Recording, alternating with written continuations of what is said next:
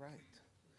Hello and welcome to the I3 lecture series hosted by the Masters in Digital Photography program at the School of Visual Arts. We are thrilled to have gallerist Rick Wester as tonight's guest speaker. In the mid-1970s, Rick graduated with a BFA in photography from the Rochester Institute of Technology. Since then, he has had a diverse and remarkable career in photography. After a 3-year stint at Light Gallery, he went on to work as a private dealer and consultant with corporate clients in the law, advertising, and insurance fields, as well as advising private collectors. In 1992, he joined Christie's as head of photographs. In 2000, he became the international director of photographs, responsible for organizing auctions in New York, London, and Los Angeles. From 2004 to 2007, he joined Phillips de Pury Company as a full-time partner. In 2007, he launched Rick Wester Fine Art in Chelsea, which a decade later is one of the most prominent galleries for photography in New York City. You will meet few people that are more erudite about the photography marketplace than Rick Wester, and none more charming. So let's welcome him to our lecture series. We are born, we open our eyes, and we try to focus. And in that lies the rub. For the rest of our existence, we serve the sentence of being convicted of the crimes of perception and comprehending our world. My earliest memories are of seeing, of looking at faces and pictures. I was fortunate enough to grow up in a visually literate home. My father was an amateur old masters prints and drawings dealer, so I was surrounded by works of art on paper that were as much a part of my familial experience as meals. I read Vasari as a precocious grade school student. I signed my name Rembrandt on library book cards. I struggled with deciding what was better, the Northern Renaissance with its strict proportions and camera lucida perfection, or the Southern Renaissance with its voluptuous, fleshy, carnal figures consigned to their struggle of pleasure versus devotion. The first painting I recall seeing was at the Wadsworth Athenaeum when I was 5 or 6 years old, a fascinating 15th century study of Salome presenting the head of John the Baptist on a platter. Just for the sake of clarity, it wasn't necessarily this painting. I'm still trying to find it. Enthralled by the detail and the photographicness of its realist depiction, I never noticed the horror of insistent present death and the determination of the executioner. Soon after, I bought my first painting from my father's partner, Felix Kleber, a Dutch Jew and former member of the underground in Amsterdam, where family legend has it, Felix and his wife Clara shuttled fleeing Jews out of Europe, possibly through his frame shop where he sold old masters. Forced to close, they remained and withstood the ravages of World War II and settled like so many thousands of Jews after the war in the Upper West Side of Manhattan. They maintained a railroad apartment that was packed so thoroughly with art that to find a place to sit, they had to move stacks of framed paintings, drawings, and prints. I fell in love with an oil on canvas by a Polish artist, Kozlowski was his name, showing a presumably Mediterranean stucco building accompanied by a palm tree and gardens in bright sunlight under a blue sky. It still brings me joy to view it. It had to be mine. Later, when I was in college at RIT, studying photography in a first-year fine arts program of 12 students in a college of 2,500, I came home for a holiday, and with Felix and Clara visiting, I argued the virtues of photography as a fine art with him. Big mistake. I recall relying on the techniques and possibilities of camera vision and printmaking to further my position, to which he said simply, "Painters don't discuss what brushes they use." Lesson 1. It must have been during the winter of 1977 I had a roommate who was a computer science major. He came back to the dorms late one night and absolutely insisted that I follow him back to the computer lab, which in those days was simply a Quonset hut on the other side, on the far edge of campus, the interior of which was lined with massive mainframe computers running Bridgestone-sized reels of magnetic tape. I followed him there in what was probably 10 below weather. Centered in the room was a large monochrome vacuum tube monitor surrounded by a hushed and devotional group of computer nerds. Enraptured, they were watching the screen, dumbfounded by their discovery. They had managed, for the first time, to create the outline of a three-dimensional form, a cube, spinning on its axis in the X, Y, and Z axes. I showed you the John the Baptist painting and the Kozlowski because I wanted you to understand sort of visually where I came from, where my roots were. In photography, I remember the moment that I saw a photograph that changed my life. And that was not necessarily that picture, but a picture of this young fellow, Pat Burke, who was the star basketball player at Hastings High School in 1969. This was their entry for him in my sister's high school senior yearbook. The picture that changed my life was this. It's a picture of Pat and his dad, Mr. Burke, at the celebration of the Open Division Championship that Hastings High School won in that year. They went 21-1, led by Pat Burke. There was something about the gesture, the vulnerability of it, that conflicted with my idea of who this kid was. Now, I was, I don't know, 10, 11, 12 years old, something like that at the time. And so I had this idea of him as this hero, as this undefeatable champion. And here was this picture of him, plucking cake into his mouth in a way that was as gentle and soft and relaxed as one could be. Later, and I apologize, I couldn't find a slide of it, but later when I saw Gary Winogrand's picture from the Central Park Zoo of a couple standing outside a wolf cage, the psychological tension of that picture brought me back to this. I discovered photography in high school. Shortly after seeing that picture, I became really enthralled with photography. And the first photographer that I really fell in love with was Emmett Gowan. And the photographs of his wife, Edith, were haunting, they were tender, they were beautiful, they were mythic. Some very prescient editor of one of these scholastic magazines that you would go to school in the morning and there would be boxes of these magazines out in the hallway back in the day, did a portfolio of Emmett's pictures, including Edith with Berry Necklace, which I think today would probably cause a huge outroar, at least somewhere west of the Hudson. And I fell in love with these pictures so much that I decided that was what I wanted to do. And that was the day that I decided that I wanted to be a photographer. As Jaime mentioned, I went to RIT. It was in the mid-'70s. It was a time of transition in photography where the art of it was being defined. And we were still struggling to be recognized as an art form. At the time, there were probably 4 or 5 galleries in New York that showed photography, and that was it. And now, you can go to any building in Chelsea and there are 4 or 5 galleries on one floor that would show photography. After I left RIT, after I graduated, I had studied with John Fall, who was a very intelligent and soft-spoken and really bright teacher whose work was being shown internationally at that point. He was represented by the Robert Freitas Gallery. And actually, John helped me get an internship at the George Eastman House while I was at RIT, which helped form my direction. I ended up interning for Janet Borden, who has a gallery here, in Brooklyn now. And Janet was a graduate student in SUNY Buffalo, getting her degree in museum studies at the Eastman House. And it's hard to convey what the 1970s was like at the Eastman House, but it was fun. It was a lot of fun. It really was. Janet then asked me, she got hired by Bob Freitas to run his gallery, and she asked me to work with her over the summer. So in the summer of 1978, I think it was, 77, 78, something like that. It was 1978, actually. I went to work with Janet in Soho back when Soho was still an industrial neighborhood.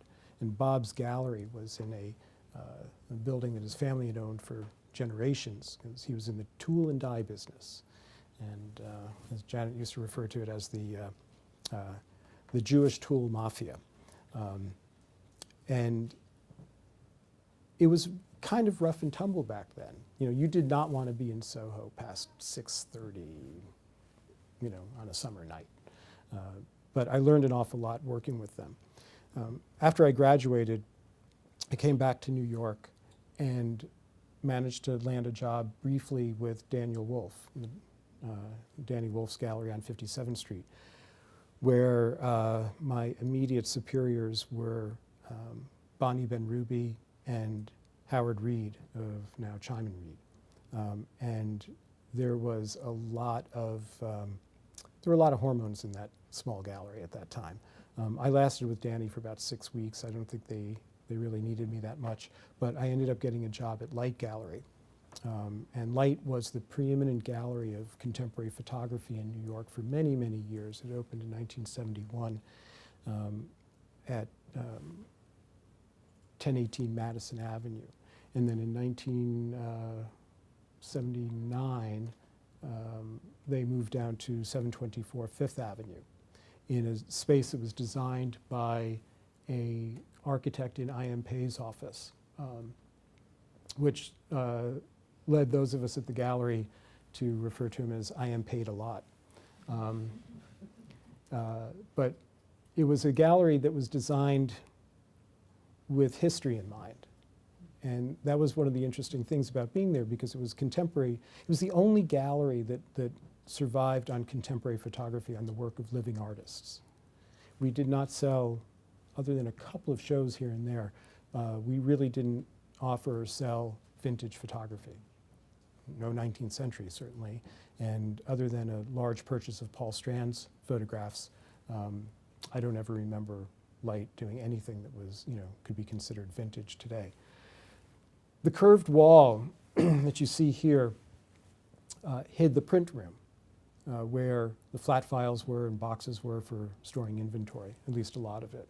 And that curved wall was a reference to Julian Levy's gallery. And Julian Levy was a surrealist dealer in the 30s in New York, first to show Man Ray, I think the first to show Walker Evans.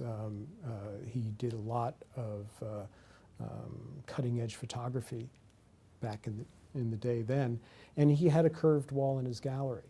And so that curved wall was an homage to Julian Levy, and you were reminded of it every time you went into the gallery.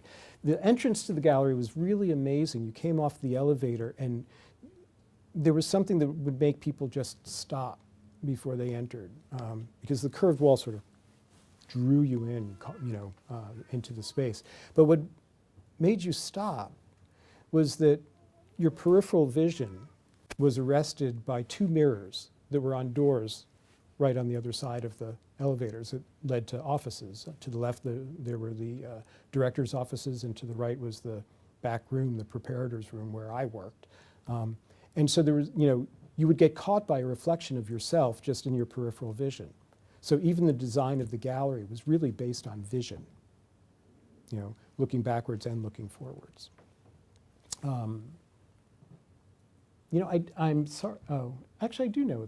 This is a, I was gonna say I don't know what show this is, but I do know. That is the work of William Larson, I believe. It's either Bill Larson or B. Nettles, I'm really not sure. I found this image and the next one in a file of light-related materials that we had in the gallery, because we represent the estate of Tennyson Schad. And Tennyson and his wife Fern Schad were the founders of Light Gallery with Harold Jones, who is also the founder of the Center for Creative Photography at University of Arizona. The woman sitting at the reception desk, that's Maudie Schuyler Clay. I don't know if any of you know her, but she's a really great photographer. And she's had a few books published. And Maudie went on to having a really great career. I can't say that this was typical of a Light Gallery installation while I was there, because I was really there sort of at the tail end of the gallery's existence. But they really wanted people to understand photography in the context of like living with it, of it being something that you would hang in your home. That was the way to get people to pay attention.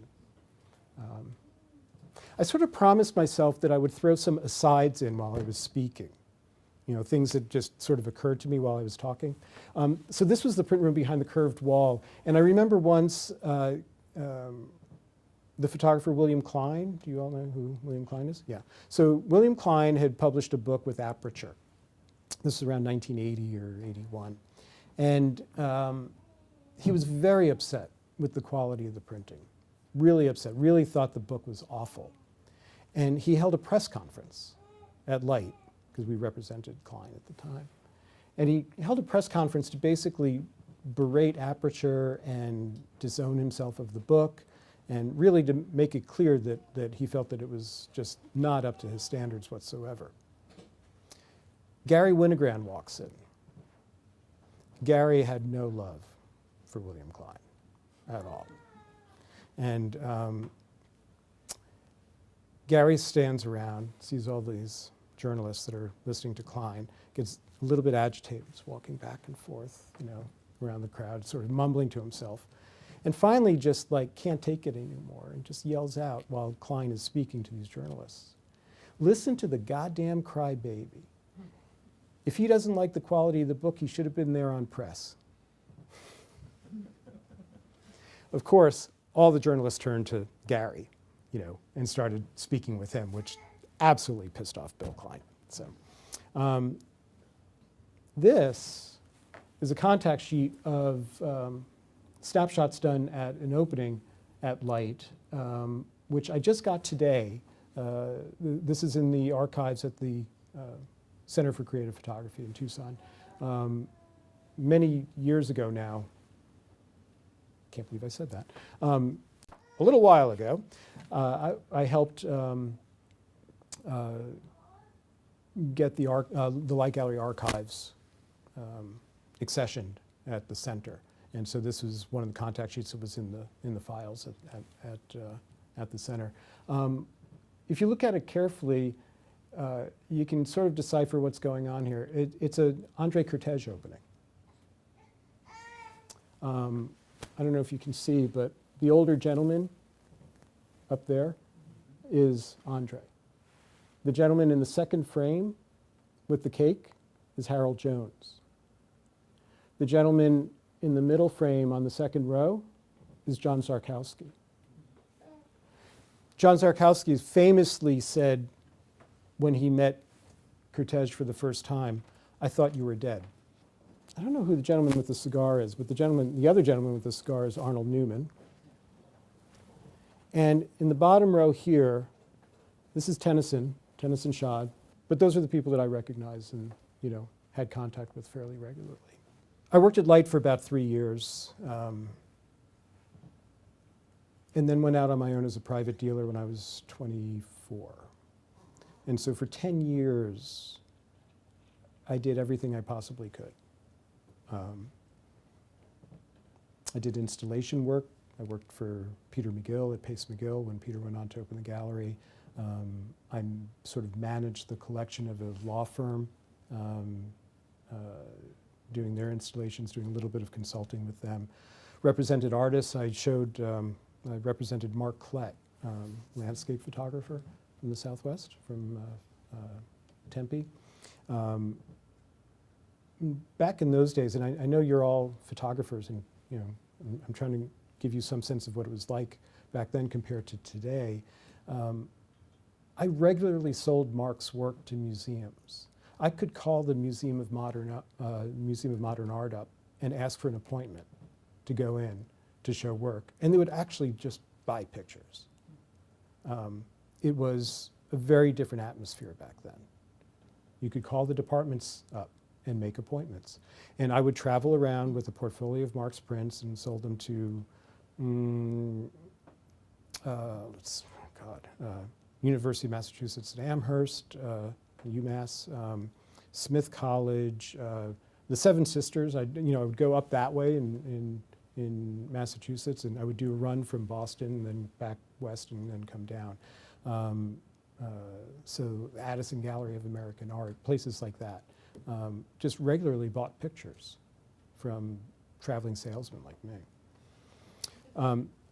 10 years of doing that, I got very lonely. It was not a lot of fun to be on your own. I was doing okay, but I really felt like I needed to change. And in 1991, Christie's approached me at the suggestion of a mutual client. Got home one day, and this fellow, Frank Kolodny, who was a well-known collector and had an amazing, simply amazing eye and a great collection of surrealist and Dada art, left a message on my answering machine.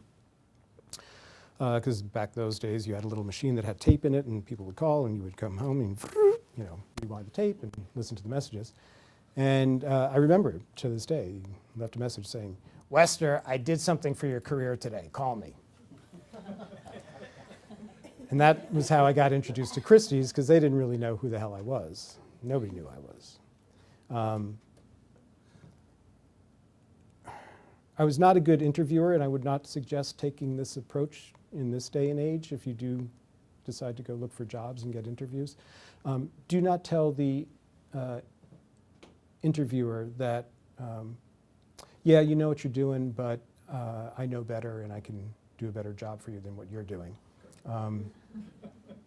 Can't imagine that flying too well today. However, back then, I think they were intrigued. And I said, I don't really want the job, I'm okay, but I can tell you what, how to do this better. 1992, I get hired at Christie's. And in, within a year and a half, we had basically changed the face of the photography market. One thing that you should realize as you leave the academic domain and enter the other world, that luck plays a very big role in what happens. And you have to make your own luck. My first sale at Christie's was a disaster, absolute disaster, except for the fact that I wanted to present photography in the context of 20th century art, because that's what I knew. I didn't know 19th century work that well, and Sotheby's and Swans had 19th century photography kind of pretty well wrapped up. And so why go head to head with people that you know are going to beat you, and rather go the other way around. So on my first catalog, I thought I had a scan of the cover, and I'm sorry I don't, but first catalog of October 1992, instead of illustrating a photograph, which was what you would do, you would generally give the cover of the catalog to the best picture that you had in the sale. I took in a small collection, I can't remember, I think it was 4 or 5 posters which related to the history of photography. And on the cover I put the poster for the Film and Photo exhibition, 1928, 29, I forget exactly when it was, which really set us aside from everybody else and actually pissed off a lot of people because it was not a photograph. Not only that, I actually surreptitiously had the photographers in the photo studio, because of course I was a photographer, distort the image a little bit and shoot it from a lower angle to sort of accentuate the figure that's in the poster, which is a photographer holding one of those box cameras. And he's already distorted, but this distorted it just a little bit more to further emphasize it. The sale did miserably, just terrible. April of 1993 was my next sale, did not necessarily do that well either. But as fate would have it, sometime in 1993, it's probably around May or June of 1993, a colleague of mine, who was the head of the decorative arts department, said that she had a client whose brother elderly gentleman, had become the victim of a unscrupulous home care worker and had some artwork stolen. Coincidentally, I got a call from a young dealer from an estate auction house downtown on the same day, saying that he had some Alfred Stieglitzes to show me. And he wasn't sure what they were worth. He was pretty sure they were real. Could he come show them to me? And I said, well, yes, of course. I'd love to see them. And he came up with a group of maybe half a dozen or 8 really beautiful Stieglitz photographs. The next day, we got a call from a coin dealer who had an office down around Wall Street, I think, if I remember correctly. Same story. And they both had the same story, that they were approached by a gentleman who had claimed that his grandfather was a member of Stieglitz's circle, had the story down pat, had dates, he had names of people in Stieglitz's circle, and that he had inherited them. He was leaving the country and he needed to sell the works immediately, which, if you're in the auction business, that is a really big red flag. Makes you wonder what's going on. We, of course, took the work in. And then when we found out about Nancy's clients, called the New York Police Department. They researched it a little bit and found out that, indeed, the works had been stolen. And we became part of a sting operation to catch the thief. I don't think I've ever told this story in public before, actually. I'm just sort of like riffing on these things. At any rate, what it led to was about 2.5 years of consignments of really amazing Stieglitz photographs. The chief one being George O'Keeffe, Hands with Thimble. Sorry about the picture. This is actually from a this is from a strip of transparencies that I found recently that I took with my iPhone. But that's that's me holding the O'Keeffe. There were, as I said, about a dozen or more photographs, not all of this quality, but really, really close. On the back of the print, Stieglitz had written, in the letter accompanied by the print, Stieglitz had written to the owner, a woman named Aline Liebman, whose family had been very big supporters of Stieglitz, Steichen, the avant-garde in New York in the late 19th, early 20th centuries. Stieglitz wrote to Miss Liebman saying, I wanted you to have something that was AAA+++.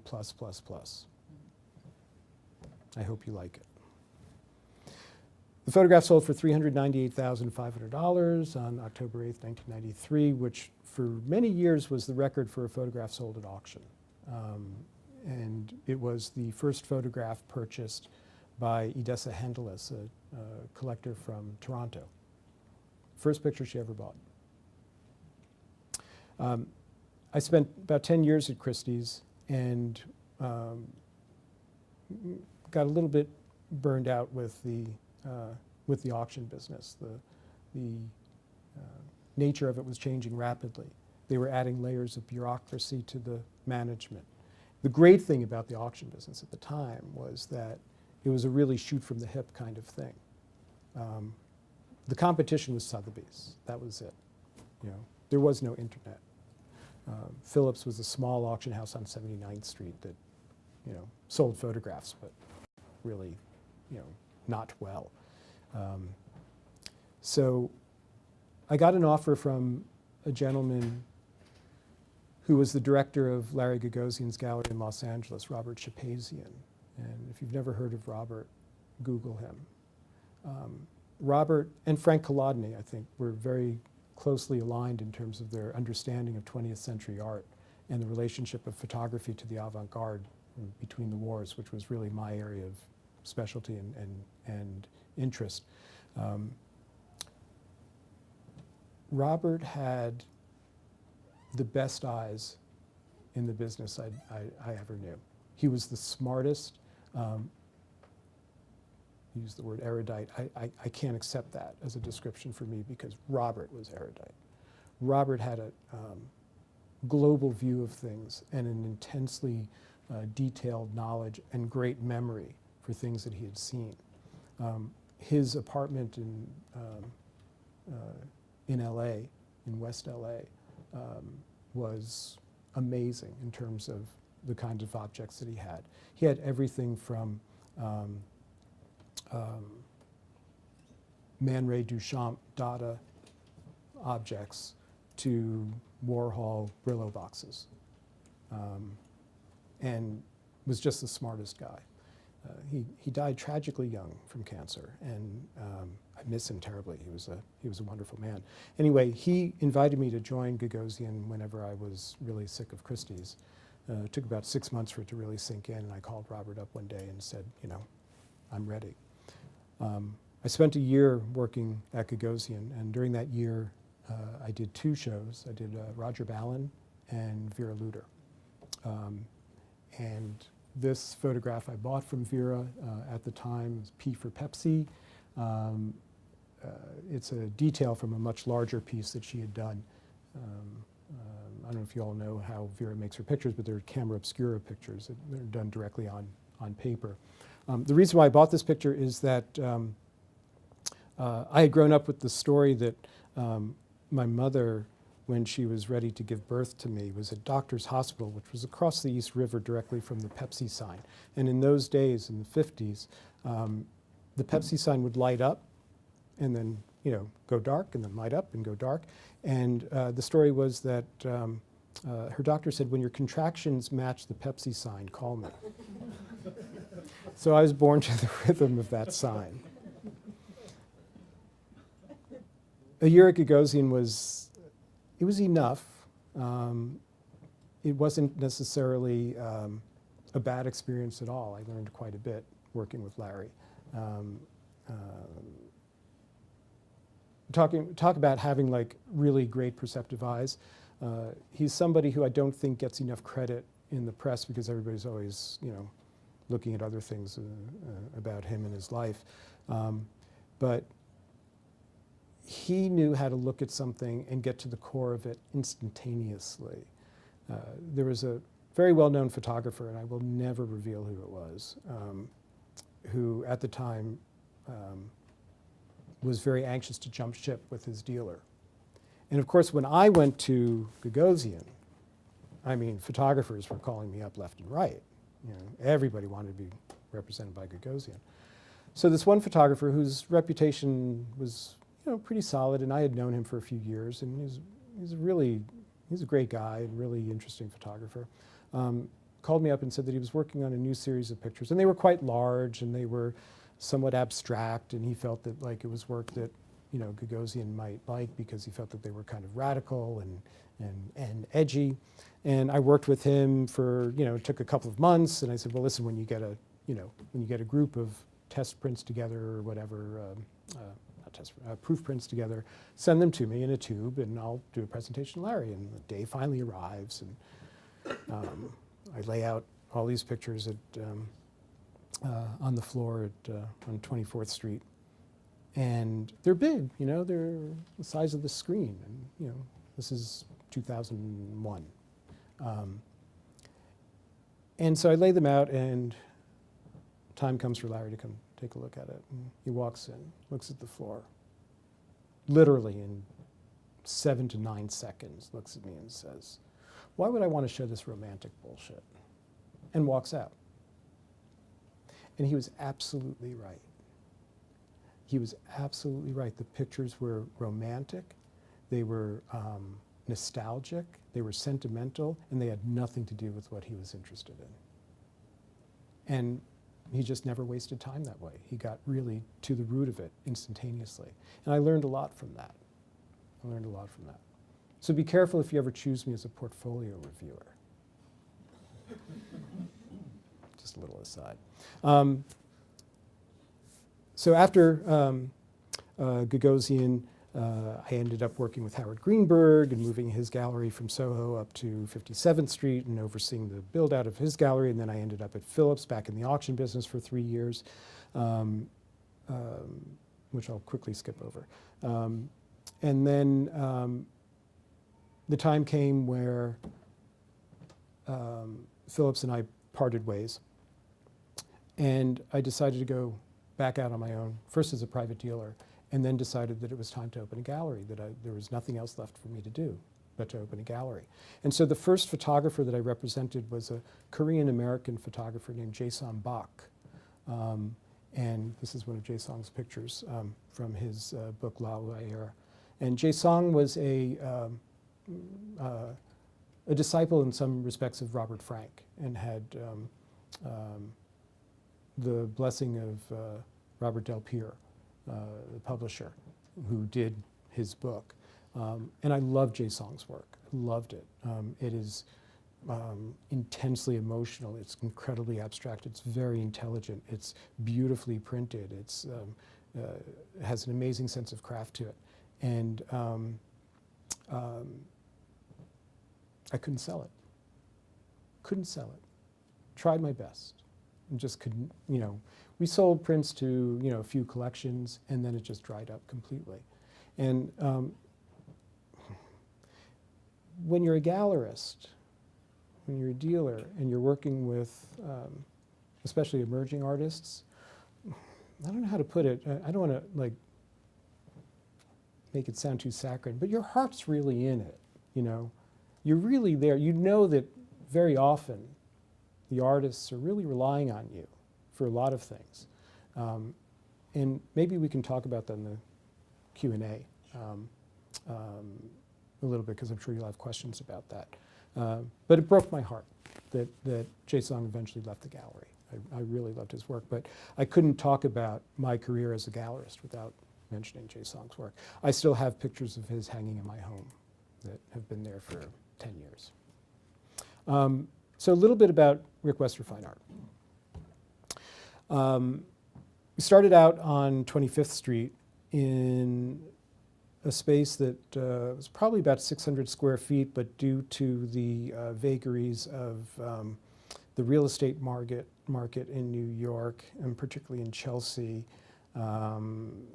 in the mid-2000s, somehow magically grew like an erection from 600 square feet to about 1,000 square feet without ever giving myself more room.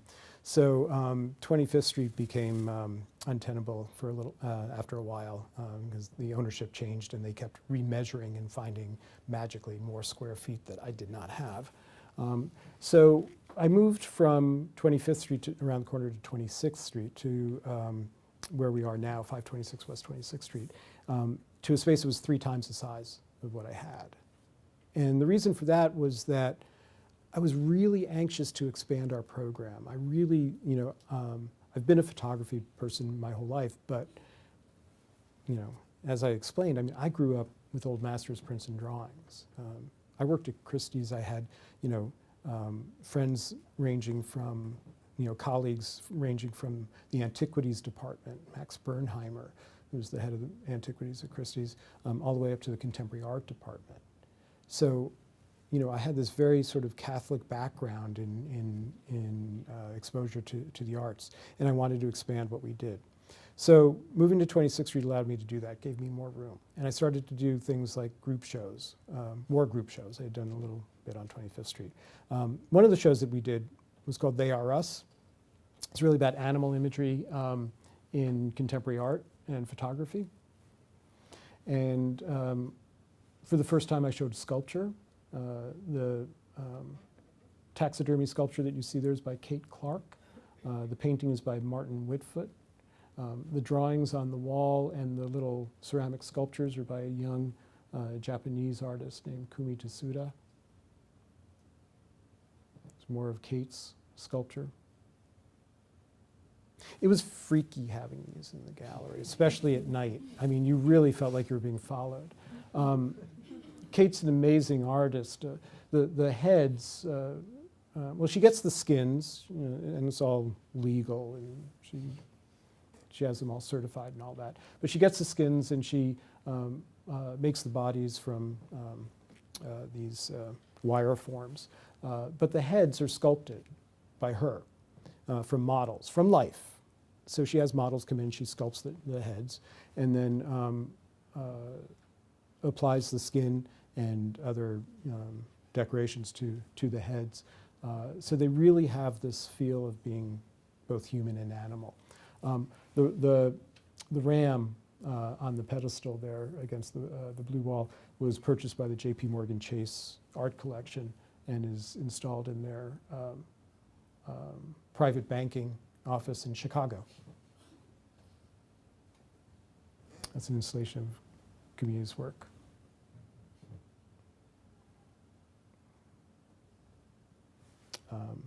She, by the way, coming from Japan and moved to Los Angeles to be with her boyfriend,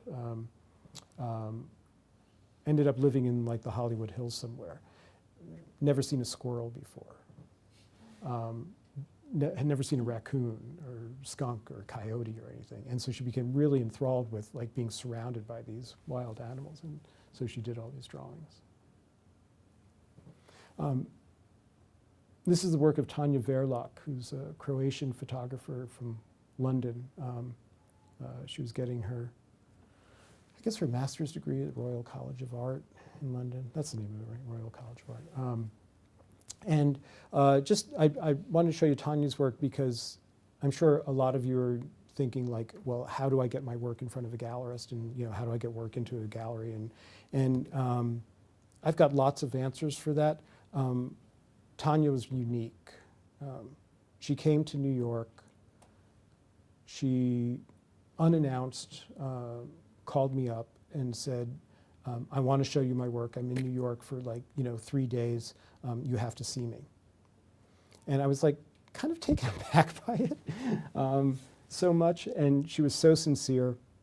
And she had that Eastern European accent, which, my grandmother was Russian, my grandfather was Polish, and I have this thing for Eastern European accents. I just it's like, okay, you're family, come on, So I met with her, and she had this great series of pictures from zoos in East Berlin and Eastern Europe.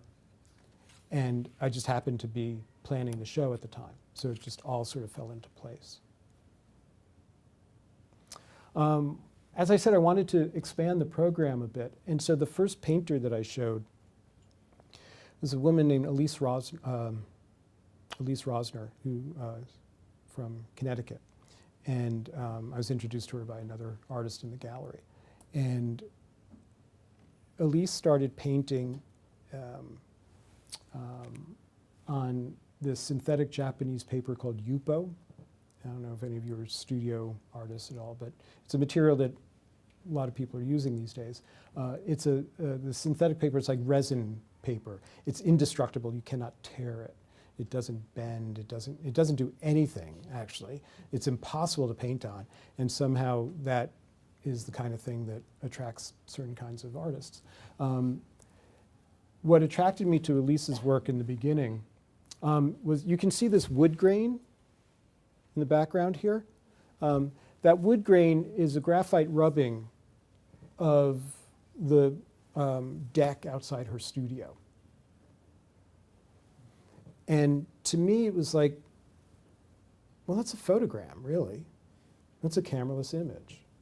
And that's what got me interested in the work right off. I then began to realize that is also a self-referential element, is a way of her putting herself into the painting without it being representational. It's a tradition that goes back to the Renaissance, of artists painting representing themselves in their work by painting their own studios. So I got very interested in Elise's work. These are works from an exhibition called 7 Paintings. These are now, just to give you some sense of scale, these are 60 by 54 inches. They're really organically done, and what I've been able to see with Elise's work over the years is that each body of work adds another element, another way of conveying her gesture on the painting.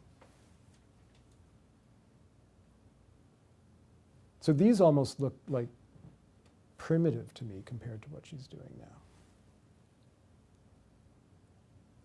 This brings us to more recent endeavors with the gallery. These are images of an exhibition at the Phoenix Art Museum of photographs by David Taylor, as you can see here. David is a photographer from Tucson that I've started to work with. He did this project where he photographed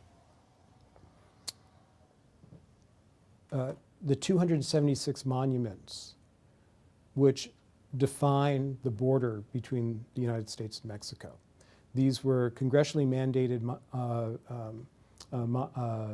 obelisks, which were the result of the treaty with Mexico after the Mexican-American War in the 19th century, and were installed over a period of about 40 years. They stretch over 690 miles. I think it's 690 miles. The border between the US and Mexico, which is of course such an amazing topic these days, is about almost 2,000 miles. It's 1,957 miles, most of which is water. And there's only 690 miles of land that separates the two countries. David went and found each and every one of these obelisks and photographed them. The actual shooting took about 4.5 years. The project took about 10 years to complete because there were some that he had to go back and reshoot, and there were some that he didn't, couldn't get easy access to. And then a book was published recently by Radius of the monuments. This is the installation at the Phoenix Art Museum of all 276 views. Did any of you see Richard Misrak's show at Pace recently? Similar idea in terms of documenting the border, completely different in terms of approach and intention. There is no romance in David's pictures. His pictures are about the fact of what a border is and what it isn't. Of course, this exhibition was widely seen in Phoenix. This was, with Trump and all his talk of building a wall and all that stuff, which David has very interesting views on. Make a note of it. If you ever have a chance to hear him speak about this project, go see it. There's nothing like getting knowledge from direct sources for issues that are in the news today, Was he already one of your artists when this museum show happened? No. I had met David a few times. I had heard him speak twice on this project. In Phoenix and in Scottsdale.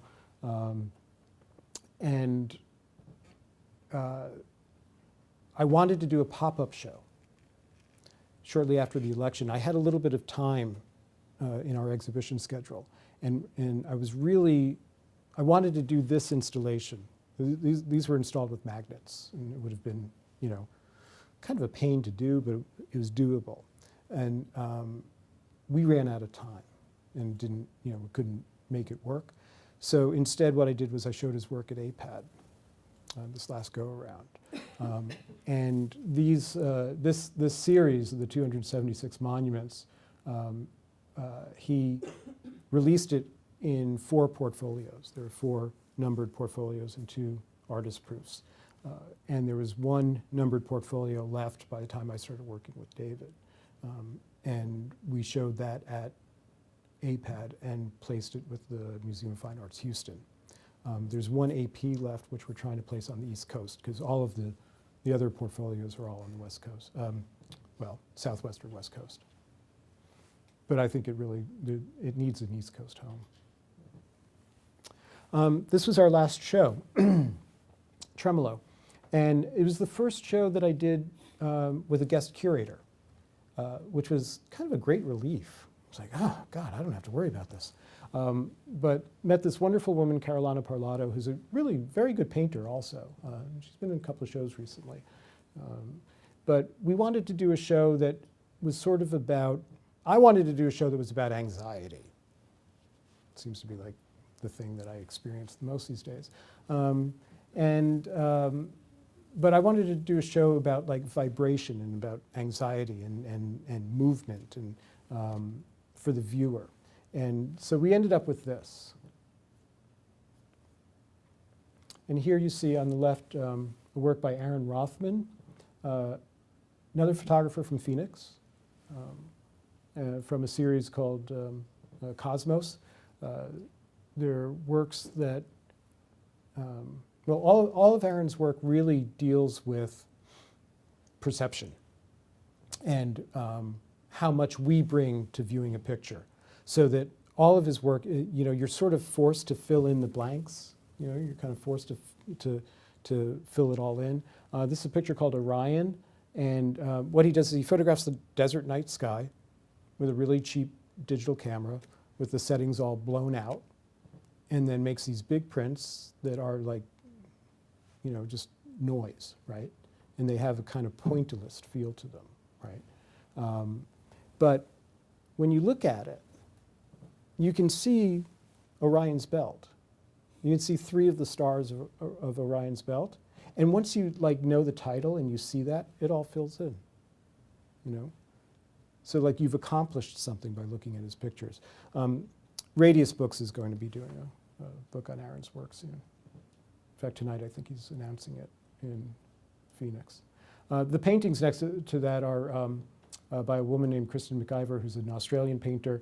They're called data portraits, and basically what they are, she took the algorithm that Facebook uses for facial recognition, so that when you post a picture on Facebook and you go to see it and you say, do you want to tag Jaime in this picture? It's because someone posted a picture of Jaime, ran it through and it automatically ran through the algorithm, and Facebook searches all these pictures as soon as you post it, and boom, it's this guy, And so she basically, the first one, the one on the left is a self-portrait, and the other 2 are pictures of friends of hers. She took the algorithm, just sort of randomly assigned colors to each number in the algorithm, and created the paintings that way, and that's how the paintings were created. So conceptually, they're really, a very strict, smart approach. The palette for those pictures was taken from Warhol's Pink Marilyn. The picture on the left is by Chris Colville, another photographer from Phoenix. There are great things going on in the Southwest in photography right now, really interesting things.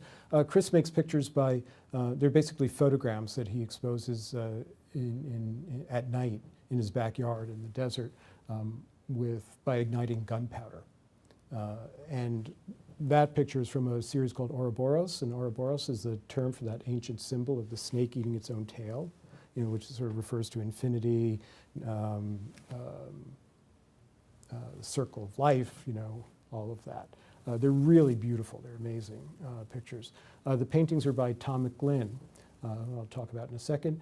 And those 3 little paintings there are these amazing resin and acrylic and ink constructions by a woman named Maureen McKillen, who does absolutely beautiful photograms also. Really amazing photograms. This was a video installation that was part of the show by Ray Rapp. You really can't see the image, but it's a golfer on a beach. Everybody thought it was Trump, because it's like this dumpy guy on a,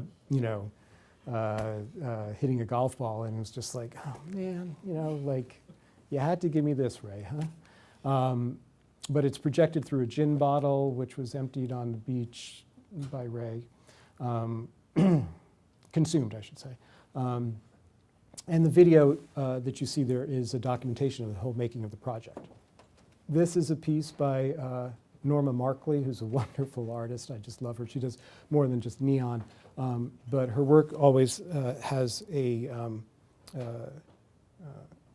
central core of literature and eroticism. So the title of this piece is "What Do They Call You in Bed?" Which is a quote from Antonioni's Blow Up. The text is taken from a Charles Bukowski short story. These are 2 works by a woman named Lynn Dunham, who I knew Lynn because she prints for Ima Mafan, who I guess some of you must know Ima, right? Photographer who graduated from SVA that I did a show of. And so I knew Lynn because she was working with Ima, and I had no idea that she was making pictures on her own like this. I knew that she did other kinds of artwork. And when I told her about Tremolo and the premise of the show, she just sort of said, well, can I show you some pictures? And that's how she ended up in the show. So back to Tom McGlynn.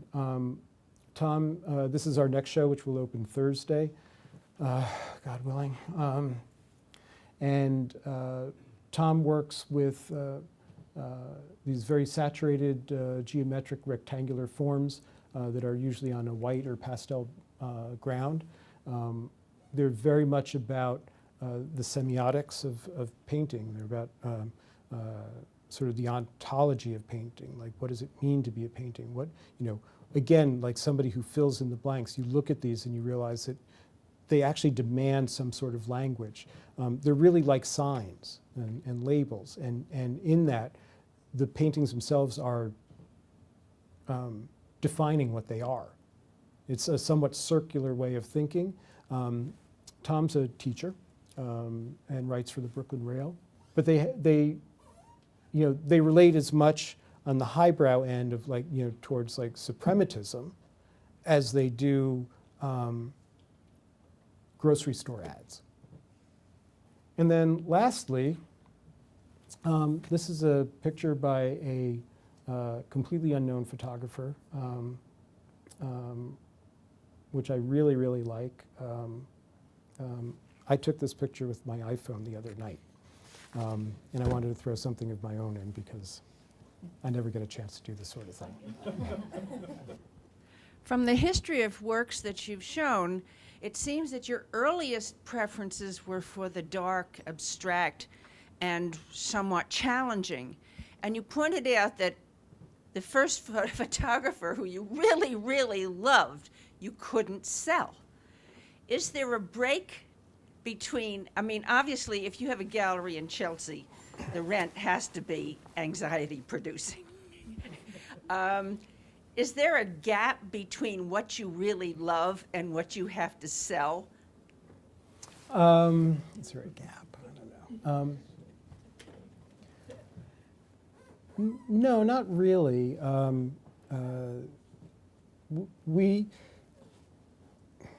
We survive on a lot of different strategies. And in fact, the gallery is going through some changes at the moment. I spent the summer reducing the size of the gallery. I moved into this beautiful 2,000 square foot space that I really loved, had it designed and built, especially for us. And it became unsustainable. I could no longer afford the space. And rather than go the way of a lot of galleries these days and shut the doors and stop showing emerging artists, I decided that I needed to do two things. One was reduce my overhead, and the only way to do that was to give up some of the space back to the building, which we just completed. And one reason why I was causing poor Jaime some anxiety earlier, because I'm busy painting the gallery to get it ready for the show. But that, and also something I've resisted for a long time, which is to use the internet to show and sell work. So we're going to be joining Artsy.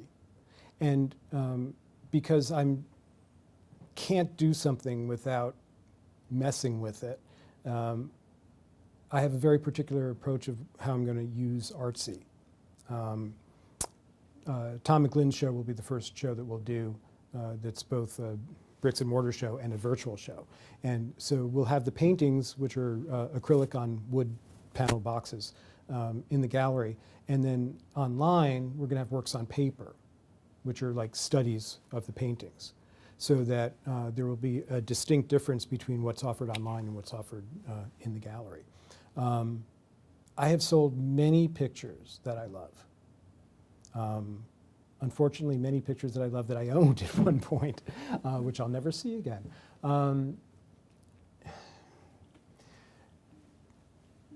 I wouldn't put too much into the, the fact that I wasn't able to do much for Jay Song.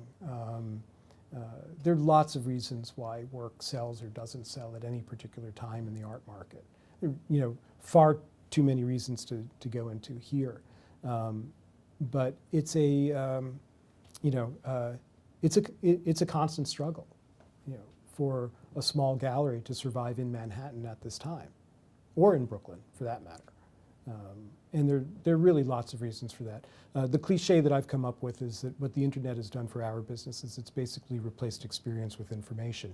So that if people have the information, they think they've had the experience. And we become our own worst enemies that way, because what do? We post the pictures online. We have installation views online. I have for Tremolo, I had a photographer come in and do a 3D video of the gallery so that you can sort of tour the gallery, through this video. So I'm basically giving you everything but the actual experience. The culture has changed. People don't go to galleries the way that they used to. When I was at Light Gallery, I remember this very well, Saturdays, we'd have 150, 200 people in. We'd have crowds of people coming through. You don't see that anymore. Even ground floor galleries in Chelsea, you don't see that. A good Saturday for us is a dozen people. That's the reality of it. Follow up on that question. I mean, do you think at this point in time people would be comfortable buying art online? Oh, they are comfortable buying that. Not having seen the real reference. Yeah, no, we've done a bit of that, for sure. And then if you look at the success that the auction houses have had and people bidding online, many people who, never see the work at all. All they get are condition reports and the assurance of experts. So I guess this just brings an obligatory question that you posted actually. So the art and the art world and the art business is running in mostly investment, but experience, as you said, of buying the art, an experience of enjoying the art. What is that right now? What's the state? I don't like talking about art as investment, and I don't think most people buy art as investment. I think, there are people who do, and certainly when you're spending, well, I've seen it with 5-figure pictures that people are concerned about that, but, it's mostly in the, 6, 7, 8-figure paintings, that works of art that get sold, where people are really concerned about the investment value of it, I think to successfully invest financially in art, 1, you've got to have a lot of money, 2, you've got to have a lot of patience, 3, you've got to have a lot of expertise, and 4, you've got a lot of art, and you have to have a lot of room to store this stuff. So even when I was in the auction house, I really didn't like talking about art as investment. Well, art as an experience. Art as an experience? That I'm, damn, I'll talk about that all day long. What I'm saying is that the culture has changed so that I think it's an education thing, actually, too. I really do. I think it's like there are lots of reasons why somebody like me ended up in the art business like this. It has a lot to do with my family and growing up and the exposure to the arts that I had. I mean, my parents took me to the opening of Lincoln Center in 1963 or whatever it was, 66, whatever it was. There was something about being part of, taking part of cultural events, right? And now, people don't do that so much. It's a more social thing. It's more socially based than it is, culturally based. And they're not the same. A social event is not necessarily a cultural event, whereas a cultural event has to be a social event. I wanted to ask a little bit more about your relationship to museums and collaborations. Once you represent an artist, do you actively manage those connections? Do you propose museum shows, or do the museums and the artists have that conversation in parallel, or How does that work? It works in a lot of different ways, Jaime. One of the successes of the gallery, I feel, is that we have good relationships with several museums in the States, and even now starting to have some in Europe as well. I have never, ever, as best I can think, proposed an exhibition to a museum curator. It's kind of like walking into a restaurant and telling the chef, like, you know what you should be cooking, you know. So there is that aspect of our relationship to the artists and to the museums, to the curators. These days, artists have to, you have to be your own advocate. You know, I don't have the time or the manpower to really spread the word around globally. You know, you guys are going to have to do that somewhat. And I have artists that are very active that way, and I sort of feel like a tag-along sometimes. Joni Sternbach is amazing that way. She's the best. You know, she has learned how to leverage social media and contacts into an awareness of her work. So she has it's a retrospective opening at the Harn Museum in, where's the Harn?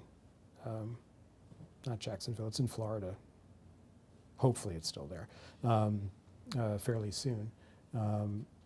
And she had work at, is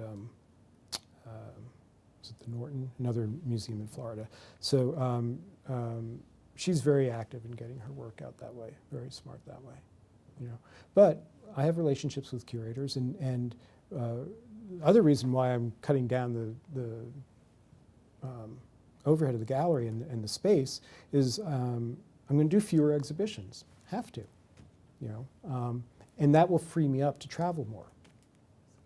So while it might sound like, you know, the artists are going to get hurt by this this move because there will be less exhibition space and less chances for exhibitions, it's actually going to let me do my job better. And that's what I want to do. I really like selling art. It's a great experience. I love when people spend their hard-earned dollars on artwork. It's a show of respect. Thank you very much for being here. And as a young artist and student in the program, I think we're very familiar with taking the camera, going out, try different things to produce the work. But in our age, we're not so much get much exposure to figure out a way to get the work out. And what's your advice for young student and artists if they want to have their work to be shown in an international community or even in the US? How do we approach to Gallerist, and when is a good point to actually start that approach? Yeah, I get asked that all the time. You know, every gallerist does. You know, and we probably all have, you know, very similar answers. The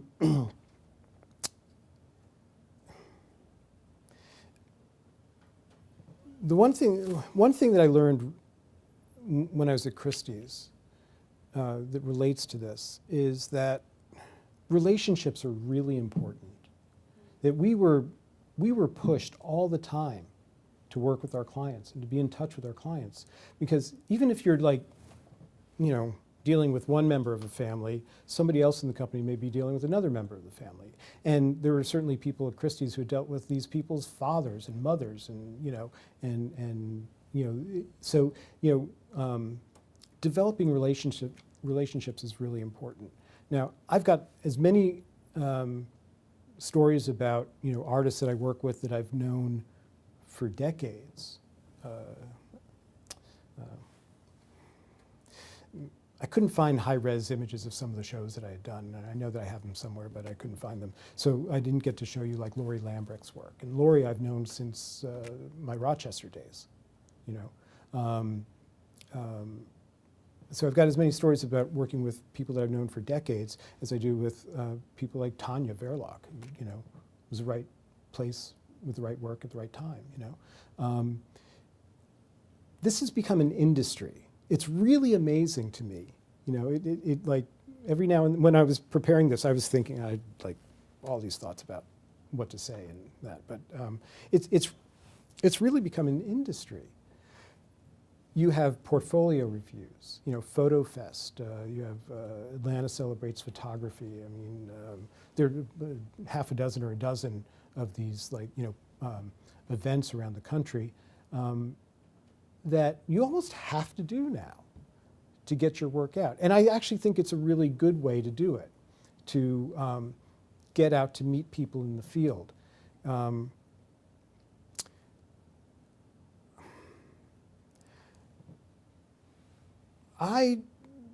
You know, I mean, the practical thing, you know, I get emails all the time, right? All the time. And I got to tell you, I don't look at them. I don't have time, you know? I just don't. And that's not how I want to learn about somebody's work. I am tired of the computer. I'm tired of the goddamn phone, you know, texting and zipping JPEGs around and all that stuff. I want to see the real thing. What I will do is, if I see somebody whose work I'm kind of interested in, I'll say, you know, send me a link to your website. Because that way I don't have to worry about downloading something, I don't have to worry about storing something, I don't have to worry about like maxing out the, you know, memory on my, you know, ancient MacBook. But I'll look at websites. I kind of like that, you know. And I also, I like looking at websites because it tells me a lot about the person, you know, it tells me a lot about their sense of design and their investment in the work, and how broad is the work, how deep is it, you know. What's your background, you know. Where'd you go to school? You know, you can learn a lot, but not everything, right, from that. When it gets to the point of showing somebody's work, if I had a choice between two artists, like one who had a, you know, body of work that, you know, a bunch of prints that I could show, or somebody who has, you know, work that is sort of fully formed in itself, I'm going to go with the one that's easier to install.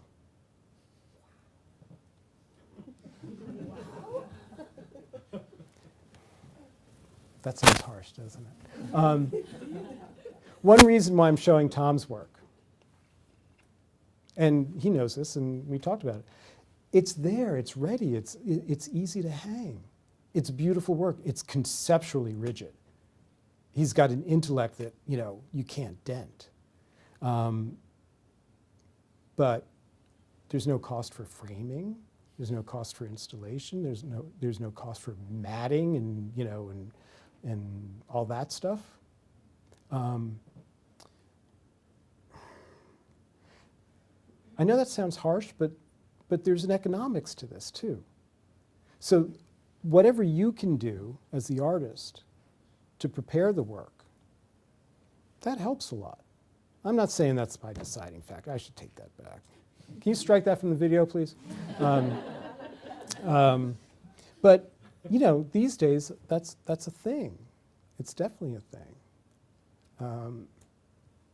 Now, having said that, the most successful show that I've had in years, we recently had, was the other artist that I showed with Emo, Donna Ruff, who does these amazingly intricate, mind-blowing, hand-cut patterns and deacidified pages of the New York Times, a series called the Migrant series. They were all stories about the migrant crisis in Europe. And again, I could probably talk for hours about the experience of Donna's work, but the most delicate things you could ever imagine. And I spent a lot of time, I was going to say hours, but it was really days, and it was actually weeks thinking about it, how to present the work and what to do with it. And I ended up bringing the work, because these are sheets of the New York Times that have these Moorish designs hand cut out with an X-Acto knife into the pages. So they're very delicate, extremely delicate. I ended up bringing them to a paper conservator that I knew to have her hinge them And so it cost me $100 a piece just to get the damn things hinged, you know? So, I mean, you know, and then we spent a lot of money framing them too. And I did that without thinking at all if they were going to sell. We ended up almost selling out the show. And I think when all is said and done, I will end up selling out everything that was in the show that was available for sale.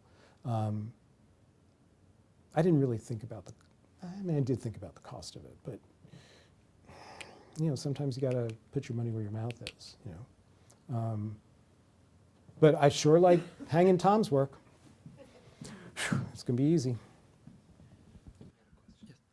So I'm curious, especially for artists who are like not represented by a gallery or something, in terms of editioning and pricing, like, do you have any advice on how to sort of make these decisions, you know, when you kind of sell things on and off or sometimes, and like also kind of thinking forward, like if one day there is gallery representation and things like that, how would you go about doing this? Is there any kind of best practice in your opinion?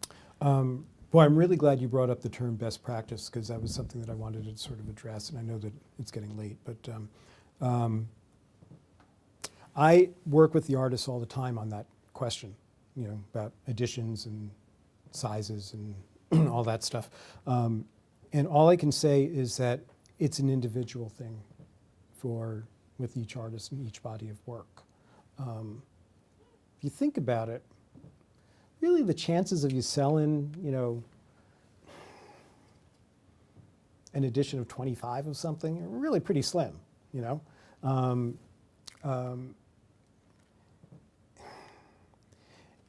One of the things that I do try to impress upon the artists that I work with is that that I take very seriously is that your work is it's your life's equity. It's the stuff that's going to get you through your life, you know. And if you're really good as an artist, and if you've really got, you know, if you're on the ball and you've got people that are interested in it, and you're lucky enough to get it into, you know, into a position where it sells well, you're going to be making more work anyway. So you can always adjust it. You know, best practices, I would say be realistic. What's the reality that you're going to sell 10 prints of one image? And if you do, go make another one. Who cares? You know? You know, rarity is a good thing. One reason why Donna's work sold so well is that each one is unique. So what have I started to do? Well, like with EMA, we started to do these premium editions of digital silver prints that were larger than the pigment prints that Lynn was making for him in smaller editions. I learned something, the smartest artist ever in photography was Irving Penn. And Mr. Penn, when he started experimenting with platinum and palladium printing in the 60s, and started releasing editions through Marlboro in the early 70s, if I remember correctly, he knew who he was. And so he might make an edition of, you know, 53 of, you know, Woman with Roses. I think that's the edition size, maybe it was 37 or something like that. But he'd only release 4. You know, he'd do a show and he'd say, okay, you know, yeah, there are 4 of them. Yeah, it's an edition of 53, but I only want to sell 4 of them now. And they would sell out like that. And he knew he was going to be around for a while. So, you know, 3 or 4 years later, yeah, I'll release another couple of them. And they'd be twice as much. And then another 3 or 4 years down the road, they'd be twice as much again. Really smart. And I've used that strategy a lot. I can't say it's worked so much, but then again, I don't have a lot of artists that are like Mr. Penn. But the impetus is to protect the artist's investment in their own work. I have young artists who are, you know, just starting families. You know, I want there to be something for their kids. You know, I may not be around to, you know, see the fruits of that labor, but hopefully they will. You know, So it's really an individual thing. It really depends on like how anxious you are and, you know, like how good the work is, how saleable it is, you know. And what's saleable today, you know, getting back to your concern over JSON, you know, what might have been saleable or not saleable 10 years ago may be saleable today, you know, and vice versa, you know. Yeah, Warhol, you used to be able to get Warhols cheap. There was a time when Warhol market was like in the dumps. You know. I have a client that's looking for a late Picasso, an advisor that I know. They have a client. They've got $2.5 to $3 million in their pocket that's just burning a hole in their pocket. And they want a late Picasso. Well, when I was at Christie's, they wouldn't even take 1960s Picassos in the Impressionist modern sales.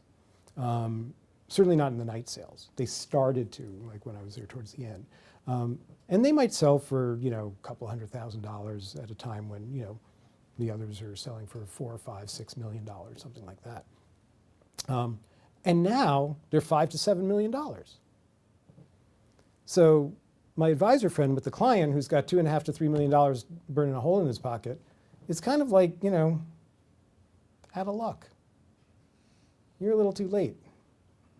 You know, double that and we can talk. So everything has a cycle, you know. You know, the other thing Mr. Penn was really smart about was, you know, he would release, you know, the negative that was published or whatever, you know. But he'd always have like a B version. So there'd be, you know, Picasso A and Picasso B. And when Picasso A sold out, magically Picasso B would show up. Smart guy. Thank you so much, Rick, for It's a my wonderful pleasure. lecture. Thank you all very much. Thank you.